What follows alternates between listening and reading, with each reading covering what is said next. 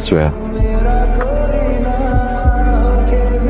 আজকের দিনটা তোমার জন্য খুব স্পেশাল। আমার জন্য। শ্রেয়া, আমি তোমায় কিছু বলতে চাই, which is really special. Shreya, বলো। চিরকুটটা কই দিয়ে দিয়ে তো বাসায় রেখে আসছি খুলে। বাসায় রেখে বলো।